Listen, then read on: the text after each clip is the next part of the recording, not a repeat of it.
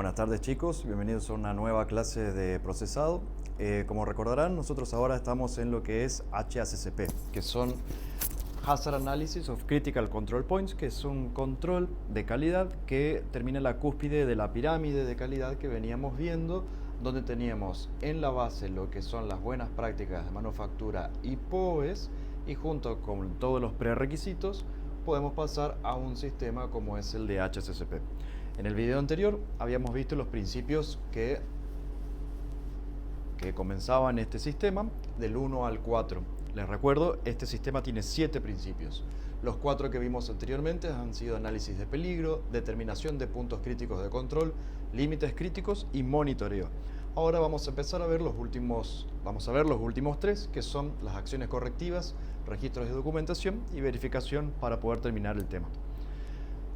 ¿Qué son las acciones correctivas? Bueno, para esto necesitamos enganchar un poquito de cómo venían los otros 4 principios. En estos 4 principios y en lo que es el HACCP en general, lo que se busca es hacer un análisis sobre el proceso y no tanto sobre el producto, sino focalizar más en que los procesos estén bien realizados y de esa manera poder disminuir la probabilidad de que el producto salga mal, sin necesidad de recurrir exclusivamente a análisis de control de producto final, que son análisis destructivos y que no siempre tienen una garantía. En realidad ningún sistema tiene una garantía, pero no tienen un buen control como para asegurar de que el producto vaya a ser inocuo. En cambio, cuando uno controla el proceso y está monitoreando el proceso bajo un sistema como este, las probabilidades de que el producto tenga algún desvío que pueda afectar la inocuidad son muchísimo menores a solamente basarse en un sistema de control de producto final.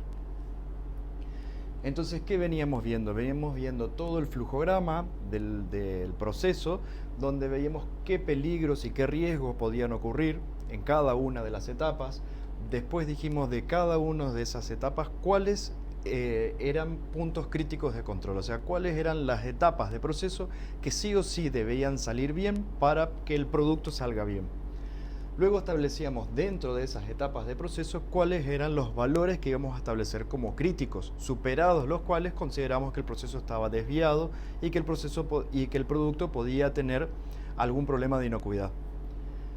Por último, un sistema de vigilancia o de monitoreo donde establecíamos una metodología y una persona, un responsable, un sistema donde podíamos monitorear lo que habíamos establecido como límites críticos.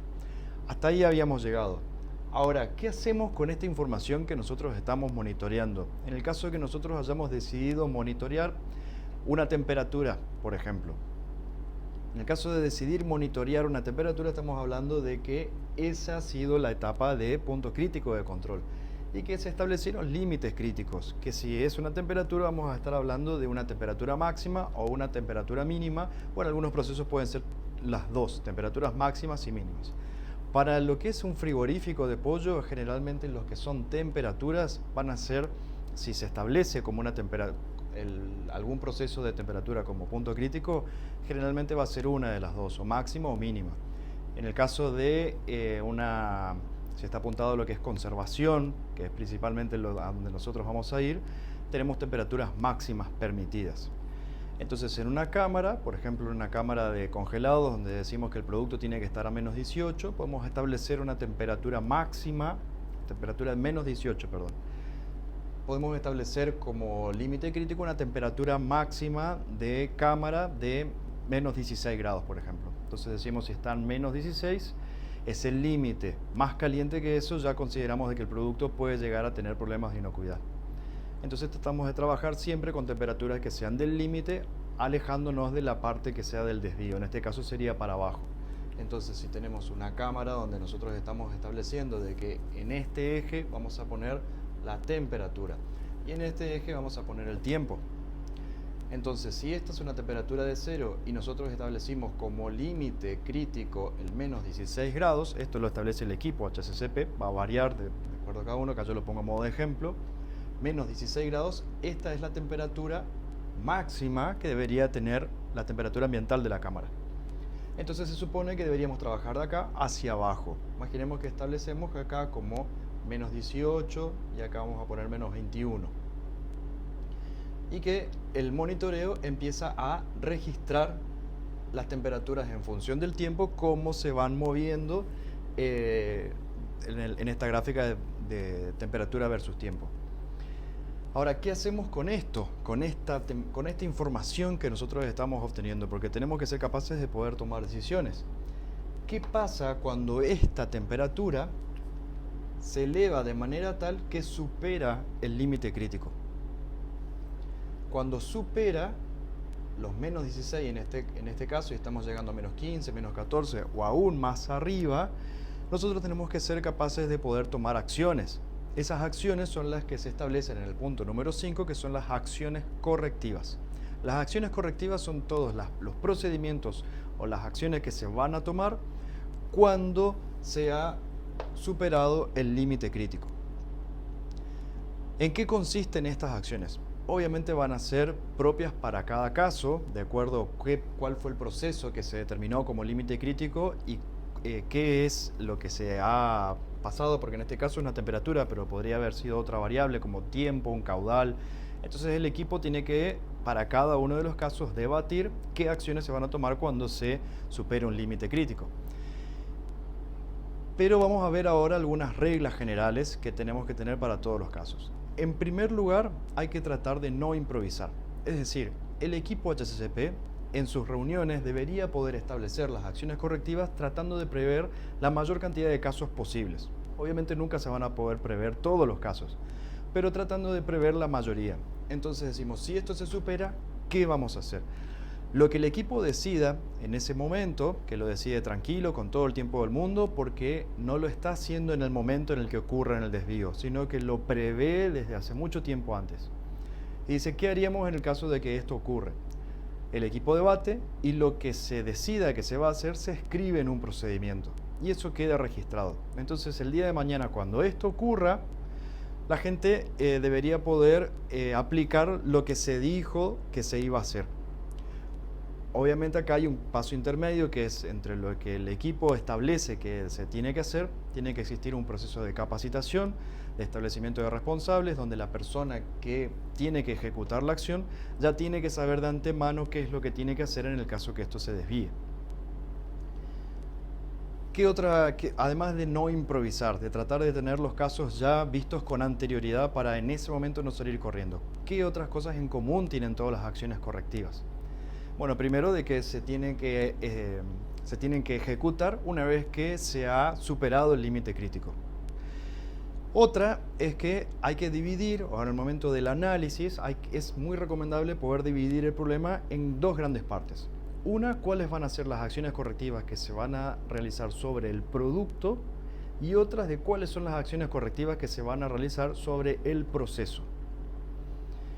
Sobre el proceso significa de que si esto se desvió, si la temperatura se desvió en una cámara y se está yendo demasiado caliente, ¿cuáles van a ser las acciones que se van a tomar sobre el proceso, es decir, sobre el equipo de frío, para que la temperatura vuelva a su condición normal de debajo de menos 16 grados? Esas son las acciones que se realizan sobre el proceso. Y las acciones que se realizan sobre el producto es qué vamos a hacer con el producto que estuvo expuesto a condiciones de proceso no aceptables. O sea, el producto que estaba en la cámara cuando la cámara se fue por arriba de menos 16, ¿qué vamos a hacer con ese producto? ¿Me explico? Entonces siempre al momento de tomar acciones correctivas hay que tener dos juegos.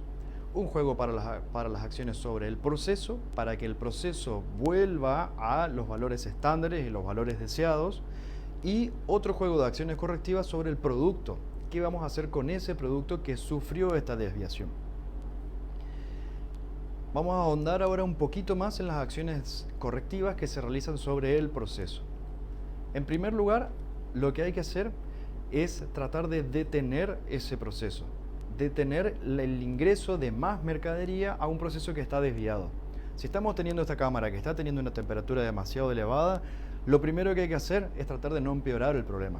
Es decir, no ir a seguir metiendo mercadería dentro de esa cámara. Si esa cámara en ese momento tiene las puertas abiertas porque se está realizando un despacho o se está haciendo un ingreso de algo, es detener eso para poder cerrar las puertas de la cámara como para tratar de que recupere. y de esa manera no empeorar el problema, porque si yo sigo con las puertas abiertas, la temperatura va a seguir subiendo, entonces tengo que detener ese despacho. Por otro lado, si yo estaba ingresando mercadería, cada vez que yo esté ingresando mercadería, estoy poniendo mercadería a un proceso que está desviado. Y después voy a tener problemas con esa mercadería. Cuanto mayor mercadería sea, mayor es el problema. ¿Qué hago ahora en la parte de producto? ¿Qué hago con esa mercadería que estaba ahí adentro? Lo primero que hay que hacer es identificarla. Se identifica cuál ha sido toda la mercadería que fue comprometida. Se identifican las cajas, se identifican los pallets, en este caso, se identifica la mercadería que estuvo expuesta a estas condiciones de temperatura demasiado elevadas.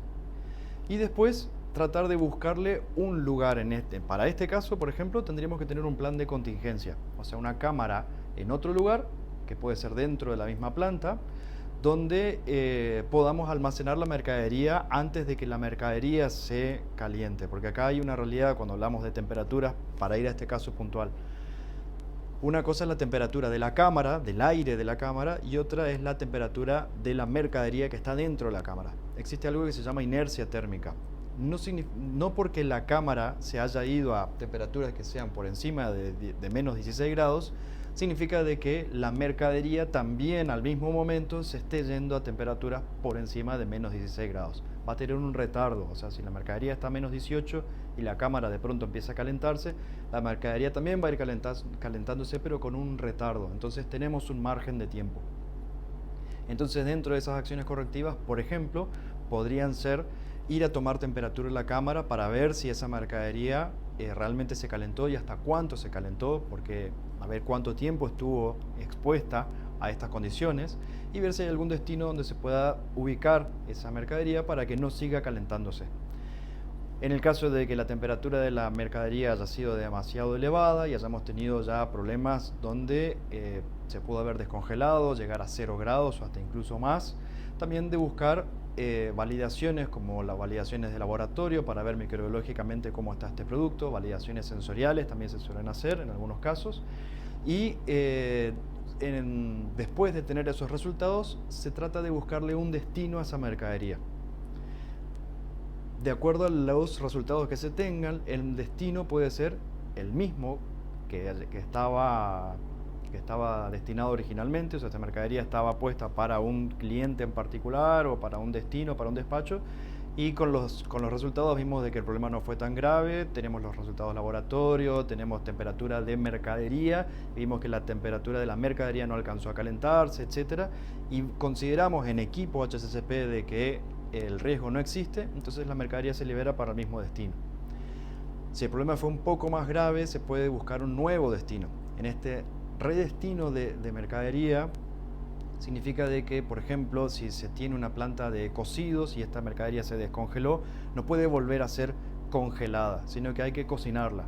Entonces esta mercadería puede estar destinada a eso, a una planta donde se procese y se cocine la mercadería. Y en el caso de que el problema haya sido aún mayor y ya empecemos a tener problemas microbiológicos por la cantidad de tiempo que estuvo a temperaturas elevadas, el destino lo más probable es que sea el decomiso. Es decir, esa mercadería, el decomiso significa tirarla a la basura. También tiene su procedimiento para poder tirarla para que nadie la pueda sacar de la basura y volver a comercializarla. Pero lo importante es que acá nosotros entendamos que en las acciones correctivas tenemos que tener acciones sobre proceso para que el proceso se detenga y no siga agravándose el problema y tratar de ver qué hacer para que ese proceso vuelva a tener las condiciones normales antes de continuar.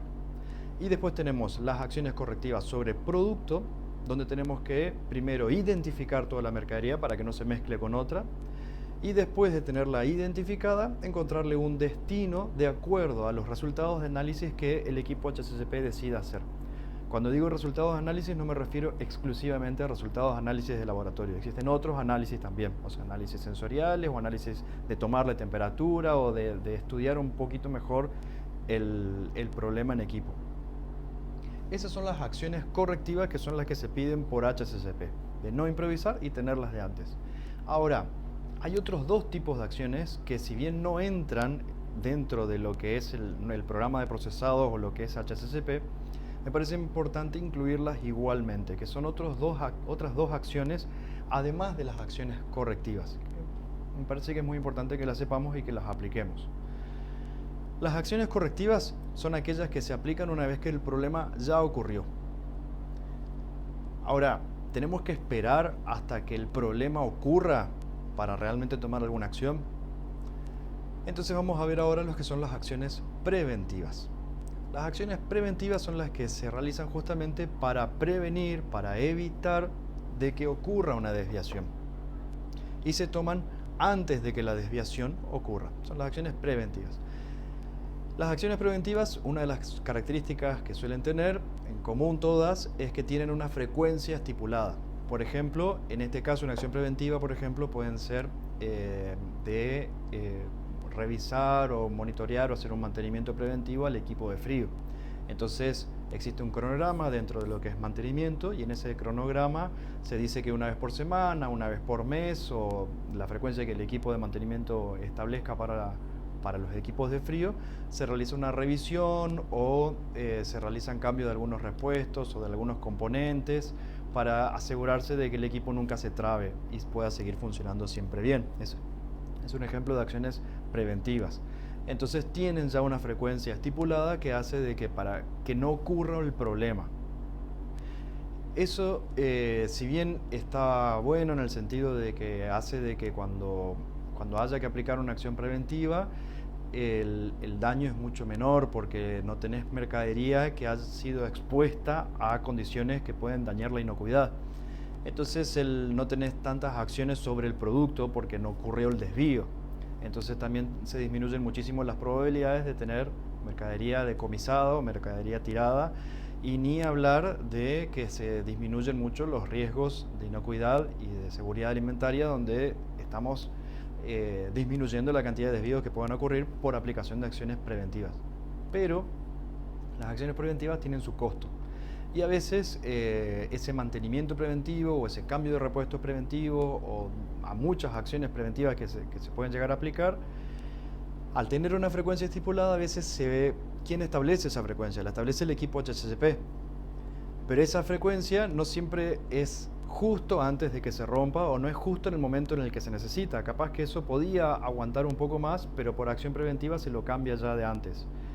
Entonces, ¿qué pasa? Hay veces que esas acciones preventivas terminan siendo demasiado rigurosas y costando dinero que por ahí no valía la pena hacerlo. Esa por ahí es la desventaja que tiene la acción preventiva. Que es muy difícil dar con una frecuencia en la que se pueda maximizar la vida útil del equipo, en este caso si estamos hablando de reemplazos o de repuestos, sin caer en gastos, en costos exagerados. Pero es importante tener ese juego de acciones preventivas. Pero da pie a tener una tercera clase de acción, que no son ni las correctivas ni las preventivas, que son las acciones predictivas. Las acciones predictivas lo que hacen también son acciones que se toman antes de que el desvío ocurra, pero a diferencia de las acciones preventivas, no tienen una frecuencia estipulada. Para seguir con el ejemplo que veníamos acá de lo que es la temperatura, si nosotros venimos con una cámara que está teniendo este perfil de temperatura, acá no se aplica ninguna acción, pero justo acá tocó acción preventiva y la acción preventiva era hacer un cambio de algo o lo que sea. Y tiene una frecuencia estipulada, entonces siempre se hace la acción preventiva ahí independientemente de los valores que arroje el monitoreo. La acción preventiva se realiza igual porque sigue la frecuencia de tiempo estipulada. Ahora, si esto empieza acá y empieza a subir, y empieza a subir, y empieza a subir, y empieza a subir, y nosotros vemos de que existe una tendencia, la tendencia indica de que si esto sigue así, en este tiempo voy a estar fuera del valor de rango permitido. Entonces no voy a esperar a que me toque la acción correctiva cuando llega acá o la acción preventiva en el tiempo que ocurra, sino que si yo veo una tendencia, aplico una acción predictiva, porque yo puedo predecir, de ahí viene el nombre de predictiva. Entonces esta acción predice que cuando hay una tendencia que va hacia el desvío, se aplica esa acción para corregirlo antes de que el desvío ocurra. Entonces, ¿cuáles son las diferencias entre estos tres tipos de acciones? No digo que ninguna de las tres sea mejor que ninguna de las otras dos. Hay que aprender las tres y aplicar las tres donde corresponda de la manera. Son tres herramientas que son tres herramientas para usar. ¿Cuáles son las diferencias? La acción correctiva se establece cuando el problema ya ocurrió, mientras que las otras dos no. Las otras dos se aplican antes de que el problema ocurra, antes de que el desvío ocurra. ¿Y cuál es la diferencia entre la predictiva y la preventiva? Que la preventiva se realiza con una frecuencia estipulada independientemente del valor que dé el monitoreo, mientras que la predictiva se aplica cuando se observa una tendencia al desvío. Cuando el monitoreo arroja una tendencia al desvío, entonces se aplica la predictiva antes de que el desvío ocurra. Esa es la diferencia entre las tres, ¿sí? Ahora el desafío es, ahora que entendimos cuáles son las tres, es poder aplicar estas tres herramientas en este paso, que es el paso número 5 del HACCP, para disminuir los problemas que podamos tener con el producto. En los tres tipos de acciones, es importante entender de que no hay que improvisar, o hay que tratar de disminuir la improvisación. Tratar de pensar en todos los casos con la experiencia que la planta va teniendo y que el equipo va teniendo, donde se va corrigiendo y donde ocurrió la acción, donde ocurrió el desvío, ya puede cambiar también sus procedimientos y prever de que eso no vuelva a ocurrir. Así es como la planta y el equipo van madurando, y sus procesos van madurando y sus errores van disminuyendo. Algo más que vamos a ver acá. Vamos a aprovechar que tenemos el caso de lo que son las temperaturas. Se suele hablar de que cuando estamos en monitoreo y acciones, que es lo que estamos viendo ahora, se suele hablar de que se establecen como tres franjas con tres colores como si fuera un semáforo, de verde, amarillo y rojo. En este caso, nosotros decimos que menos 16 es la temperatura establecida como límite crítico. Entonces, de acá hacia arriba, vamos a decir que estamos en rojo, es decir que estamos en infracción, es decir que estamos en desvío. El producto tiene serios riesgos de inocuidad. Ahora, de menos 16 ya establezcamos menos 18, podemos hablar de amarillo, y de menos 18 hacia abajo podemos hablar de verde. Entonces, ¿qué esperamos? Esperamos de que el proceso siempre esté en la zona verde, es decir, que estén de menos 18 hacia abajo. Entonces establecemos qué acciones se toman cuando están en zona verde. Nada, se sigue con el monitoreo. Entonces, mientras el proceso esté acá, la acción es nada, es continuar con el monitoreo porque el proceso está bien. Ahora, cuando supera los menos 18, entramos en amarillo. Al entrar en amarillo, sí hay acciones que hay que tomar. ¿Cuáles son esas acciones? Las predictivas. Tratar de volver al verde. Mientras estamos en el verde, las únicas acciones que se toman son las preventivas, ¿sí? Que seguir con el monitoreo y seguir con las acciones que tienen su frecuencia estipulada porque está todo bien. Pasamos al amarillo, ya entramos en el campo de las acciones predictivas, donde tenemos que tratar de volver el proceso a la zona verde, ¿sí? Las acciones predictivas generalmente son acciones que se realizan sobre el proceso, no sobre el producto. ¿Cuál es el límite que divide la zona verde con la zona amarilla? Que en este caso yo puse menos 18. Ese límite es lo que se los denomina límite operativo. Límite operativo significa que es el límite en el que la operación normal tiene que ir ocurriendo. Superado el límite operativo, entramos en una zona de alerta, que es la parte amarilla, donde empezamos a establecer acciones predictivas para tratar de volver a la zona verde. Si eso no funcionó y el proceso sigue desviándose, entramos a la zona roja, donde superamos este límite, que ya sabemos cómo se llama, que es el límite crítico. Entonces, para establecer estas tres zonas, tenemos dos límites. El límite operativo, que es el que divide el verde del amarillo, y el límite crítico, que es el que divide el amarillo del rojo. En esta zona se establecen acciones preventivas, acá acciones predictivas, y cuando estamos ya en el rojo son las acciones correctivas. Espero que se haya entendido.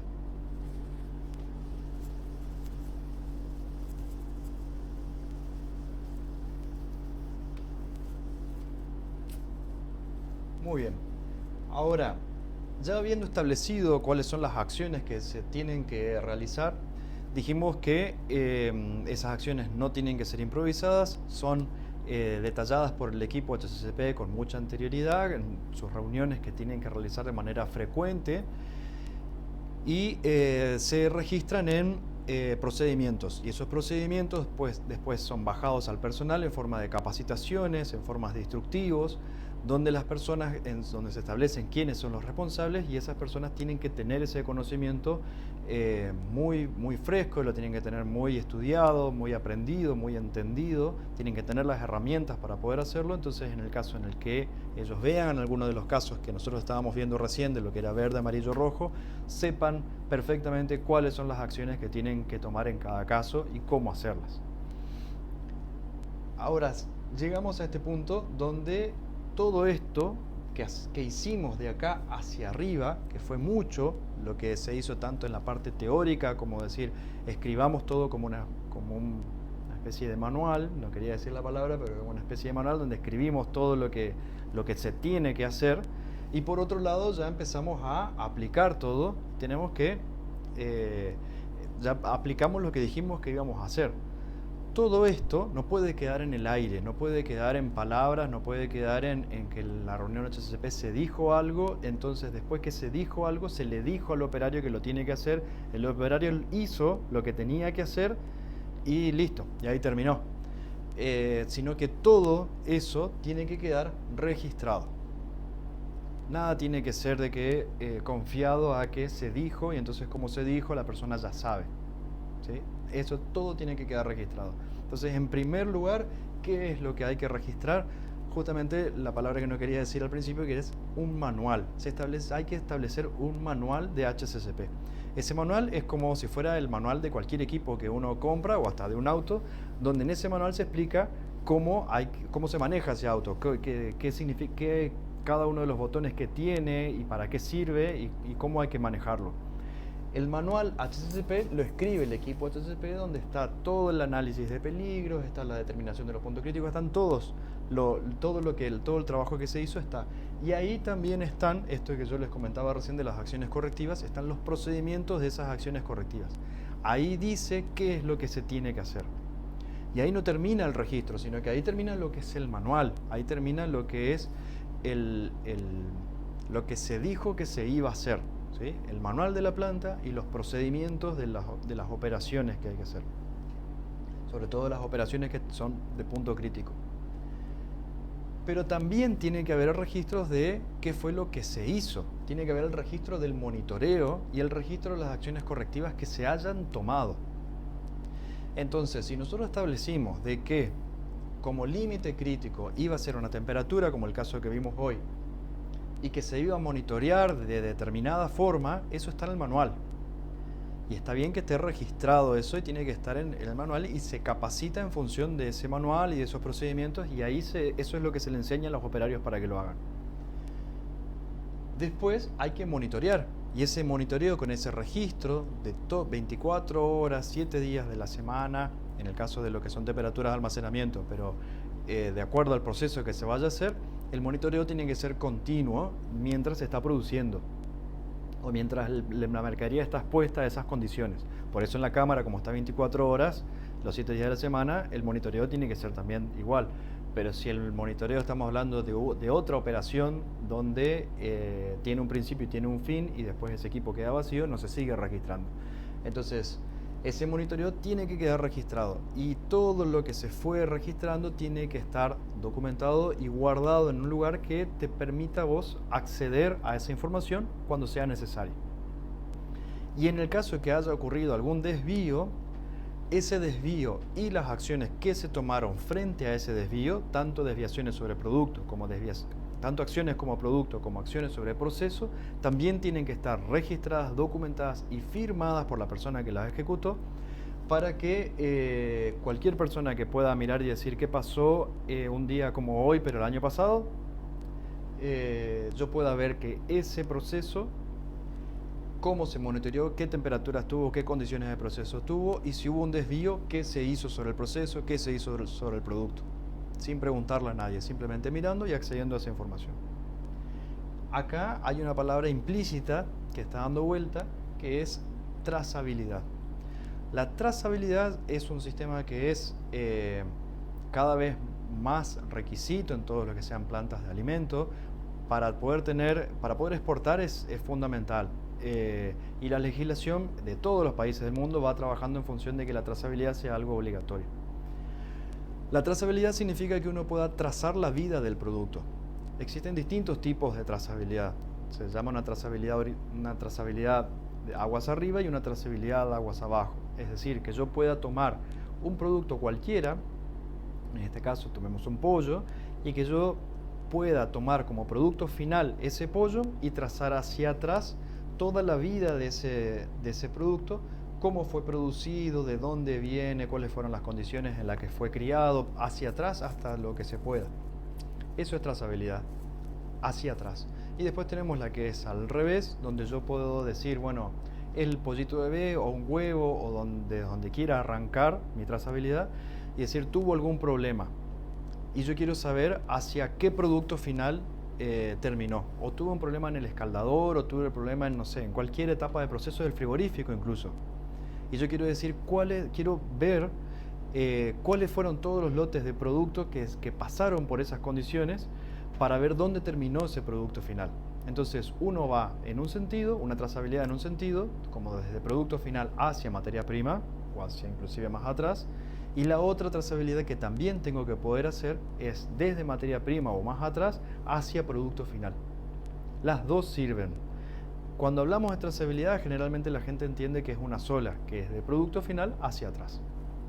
Pero son las dos. Las dos, la planta tiene que poder hacerlo de manera fácil, rápida, ágil y sin equivocaciones. ¿Para qué sirve la trazabilidad?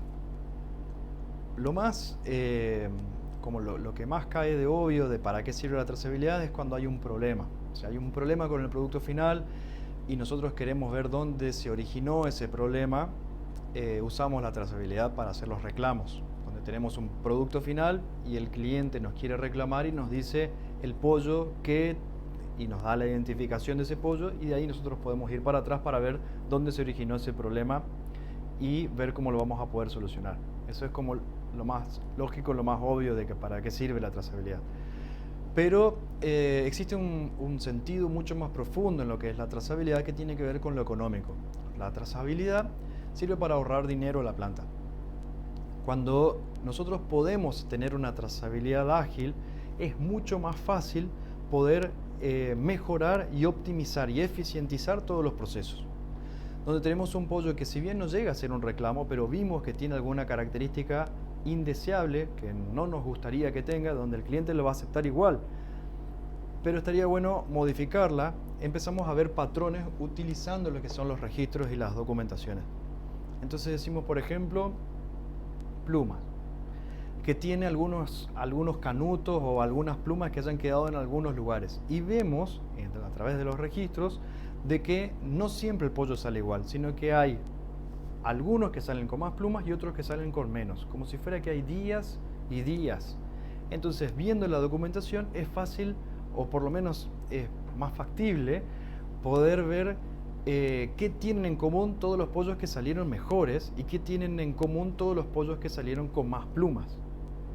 Y el tener registrado todo el proceso y cómo se hizo, el tamaño del pollo, de dónde vino el pollo, hasta quiénes estaban presentes, uno puede llegar a determinar lo que se llama la causa raíz. Entonces, a veces esa causa raíz era una pavada, era algo muy sencillo, que solamente lo que había que hacer, se determinó que siempre que había pollo grande y después venía un pollo chico, el pollo chico salía con plumas. Eso solamente lo vamos a poder ver si tenemos todos los registros. ¿Y qué pasa? Y bueno, después vamos a ver cuando vemos la parte de proceso, la máquina que despluma, el operario nunca hacía de que después que pase un pollo grande, que la máquina se achique para poder con los dedos llegar mejor a las plumas del pollo chico. Entonces por eso el pollo chico que sale después de pollo grande siempre sale con pluma. Estoy dando un ejemplo de algo que podía ser y que si no se tiene lo que son registros y documentación y no se tiene trazabilidad, nunca se podía haber determinado de que ese era el problema. Llegando a la causa raíz del problema, se soluciona a veces muy sencillo, y se mejora el proceso. En esa mejora de proceso puede resultar, en este caso, por ejemplo, una mejora de calidad del producto final, y a veces resulta en una mejora de ahorro de económico, que se ahorra más agua, o se ahorra pollos que terminan en decomiso, o se ahorran bolsas, se ahorran insumos, a veces se ahorra tiempo, se logra de que el proceso en esa etapa vaya un 5% más rápido. Entonces uno va aprendiendo a medida que va observando y registrando el proceso, y estableciendo estadísticas, y con eso puede determinar cuáles son las causas raíz e ir haciendo lo que se llaman los ajustes de proceso para mejorar o bien la calidad del producto o mejorar el proceso para que sea más eficiente y termine siendo más rentable. Entonces la trazabilidad es mucho más rica que solamente para responder reclamos, sino que la trazabilidad tiene que servir a la planta para poder utilizar esa información para mejorar el proceso y mejorar el producto. Todo lo que sean registros y documentaciones suelen tener distintos formatos. Uno, por ejemplo, es el que mencionábamos al principio, que es el del manual. El manual tiene el formato más como más abarcativo, donde explica el funcionamiento en general de la planta, explica quiénes componen el equipo HACCP, explica este proceso que se realizó en equipo, de cómo se hizo el análisis de peligro, cuándo se hizo el análisis de peligro, cómo se determinaron los puntos críticos, etc. Eso es el manual. El manual tiene procedimientos, que es otro formato de registros. El procedimiento es un documento que tiene la secuencia de pasos de cómo se realiza una acción determinada. Entonces, en ese procedimiento, que se recomienda que tenga fotos, que tenga gráficos, todo lo que pueda ilustrar para decir cómo se hace esta operación de esta manera. Léete este procedimiento y vos vas a entender cómo se hace y por qué se hace de esa forma. Ese es un procedimiento. Después tenemos el instructivo, que el instructivo de trabajo tiene un formato distinto, es un formato mucho más sencillo. Si bien el espíritu del instructivo es similar al de procedimiento, en el sentido de que busca enseñar cómo se realiza una tarea, el procedimiento es mucho más teórico, el procedimiento es mucho más extenso, es mucho más detallado, mientras que el instructivo sería como un resumen del procedimiento, como un recordatorio del procedimiento. Y mientras que el procedimiento se lo da en una capacitación y se lo explica al operario, el instructivo generalmente es un documento que simplemente está pegado en el lugar donde el operario realiza el trabajo. Entonces, si el procedimiento era para lavar cuchillos, por ejemplo, el procedimiento va a explicar con mucho detalle cómo se lava el cuchillo, mientras que el instructivo va a tener simplemente quizás 5 pasos, 4 pasos, porque el instructivo no puede tener 10, 12 pasos, sino que tiene que ser muy reducido, con letras grandes, con un lenguaje muy sencillo, a veces ni siquiera tiene palabras, sino que son solamente fotos o dibujitos, y está pegado el instructivo en el lugar donde el operario realiza el lavado de cuchillos. Porque hay una realidad, el procedimiento se lo da en la capacitación, el operario lo aprende, el operario lo aplica, pero después, ¿con qué frecuencia se hace esa revisión de ese procedimiento?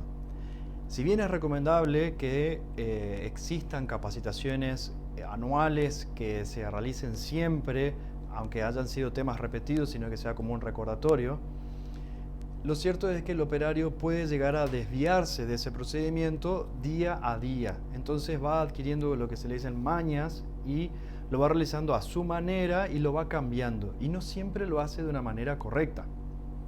Sale del estándar. A veces puede ser porque se va olvidando o porque se fue como día a día, se fue deformando ese procedimiento en su cabeza. Entonces el instructivo lo que hace es un recordatorio, donde tiene paso 1, paso 2, paso 3. Entonces el operario de eso no se desvía, sino que lo tiene mucho más a mano como un recordatorio de lo que es el procedimiento. Y por último tenemos el formato de registro. El formato de registro es donde mientras que el procedimiento y el instructivo eran información que venían del papel hacia el operario, el registro es al revés, es información que va del operario al papel. Entonces el operario, en este caso que hablábamos del monitoreo de las temperaturas, si la manera de tomar temperatura establecida es que el operario vaya y mire un termómetro y lo registre en una tabla, esa es la forma en la que va plasmando, firma, y ese es el documento que después se entrega. Existen obviamente registros y documentaciones que la tendencia ahora es tratar de evitar el papel, sino que ir todo a digital y tratar de ir a la automatización. Esto no hace falta que les explique la cantidad de mejoras en tiempo, en dinero y hasta en fiabilidad de documentos que tiene cuando automatizamos y vamos a la digitalización y tratamos de evitar el papel, hasta incluso por cuestiones medioambientales. Esto es en registros de documentación. Algunos puntos más que me gustaría comentarles de esto. Es importante de que se establezcan responsables. A veces se dice que la persona sabe que tiene que registrar la persona que está ahí, y no es la persona que está ahí. Hay que darle un nombre y apellido y decir, este registro lo tiene que completar esta persona, y en el caso que esta persona no esté, lo tiene que completar esta otra persona, pero con nombre y apellido. Hay que establecer responsables para los documentos, porque si no después terminan documentos que quedan vacíos porque nadie se dio por aludido, que nadie entendió que esa era la persona que tenía que completarlo, o que si esa persona faltaba, la persona que tenía que completarlo era yo. Entonces es importante que esos registros de documentaciones tengan una persona responsable de llenarlos, y siempre va con la firma de la persona. También, si el registro se va a hacer de forma en papel, es importante darle la formalidad que amerita un registro de esta naturaleza. Es decir, evitar tachones o evitar escrituras que no sean legibles o con cualquier tipo de marcador, con lápiz negro, sino que hay que ser bastante riguroso en esto, de decir, todos los registros tienen que hacerse con virome azul. En el caso de hacer una enmienda, que existe una política de cómo tiene que realizarse la enmienda, el no uso del liquid paper, el tachón y escribir al lado, porque si no, el documento carece de validez. Un documento que tiene tachado y escrito al lado otra cosa, de una forma informal, no como una enmienda como corresponde, pudo haber sido un registro adulterado, donde el operario escribió un valor y después otro operario, por tratar de cubrir, porque no quería que esa información se vea, lo tachó y le escribió otro número al lado. Entonces, las enmiendas tienen su formato, donde existe una manera en la que se realiza la enmienda, donde se tacha, se pone digo, se escribe lo que tenía que hacer y se vuelve a firmar la enmienda, de manera de garantizar de que la información que está plasmada ahí es información fidedigna. Y todo esto tiene que ser guardado en un archivo, en un registro, pues que de vuelta puede ser digital o puede ser físico o en papel, pero tiene que ser de fácil acceso. Y también fácil acceso físicamente a poder llegar, y también de que no sea un océano de información donde si yo quiero buscar algo me pierdo. Por eso es importante una codificación de la información. La manera más fácil, la que se establece siempre para lo que es trazabilidad, es establecer un número de lote. El número de lote es una identificación que se le da a un batch de productos, o sea, un conjunto de productos que han sido realizados de manera ininterrumpida bajo las mismas condiciones de proceso. Entonces, cuando nosotros, y es lo que se imprime después en el producto final. Entonces, mirando eso, nosotros tenemos como un hilo conductor que permite ordenar toda la información y todos los registros y acceder de una manera rápida, fácil e inequívoca a la información correspondiente a ese producto final, que es el que yo quiero saber. Y por último tenemos la verificación. La verificación es la verificación del sistema. Nosotros hasta acá, hasta el principio número 6, podemos decir de que si esto se hizo bien, el producto tiene que salir bien. El producto no tendría por qué salir desviado, porque se establecieron cuáles fueron los puntos críticos, se hizo un análisis de peligro donde se determinó cuáles eran los procesos que no podían desviarse. Se establecieron qué es un desvío y qué es no, o sea, a partir de qué punto se considera desvío. Se estableció un sistema de vigilancia para asegurarnos de que eso, si se desvía, yo aplico acciones correctivas sobre el proceso y sobre el producto. Y está todo registrado, o sea que el producto no debería tener nunca problemas de inocuidad si hasta acá estuvo hecho todo esto bien. Ahora, todo esto, ¿pudo haber tenido algún error? Obviamente, porque somos personas y esto lo hizo un equipo HACCP que pudo haber omitido algo, se pudo haber equivocado en el análisis de peligro donde pensó que la frecuencia o la gravedad de lo que podía pasar era diferente, o algún error en todo esto de diseño. Y el producto, a pesar de todo esto, salió mal. Eso es posible. Entonces, por eso el mismo sistema tiene un último punto de verificación, donde nosotros, por ejemplo, en este caso, podemos como verificación tomar un producto final y mandar a hacer un análisis de laboratorio a la vieja escuela, como si fueran los análisis de calidad de antes. Y el análisis debería dar bien, porque si de acá para arriba estuvo todo bien, el producto tiene que salir bien. Ahora, si el análisis en la verificación dio mal, lo que estamos evaluando nosotros cuando hacemos ese análisis microbiológico sobre ese pollo no es si ese lote está bien o no, sino lo que estamos evaluando es más profundo. Lo que estamos evaluando es si el sistema está bien o no. Cuando mandamos a hacer una verificación, como en este caso de mandar un pollo a hacer un análisis microbiológico y el producto sale mal, obviamente tomamos una acción sobre ese batch de productos donde sabemos que estuvo mal. Pero el análisis va más allá y decimos, ese lote, hagamos trazabilidad y veamos para atrás por qué el producto estaba desviado microbiológicamente y no fue detectado en ninguno de los, en todo este proceso no lo pudo evitar, no pudo evitar de que ese producto llegue desviado al consumidor final o llegue como producto final con ese desvío. Entonces, en ese análisis de verificación lo que hacemos es verificar el sistema para encontrar fallas al sistema propio. Es como una autocrítica a la verificación, donde ponemos a prueba si todo lo que hicimos estuvo bien hecho o no. ¿De acuerdo? Muy bien. Esto es lo que es HACCP, básicamente, como para que puedan tener una idea de cuáles son los 7 principios.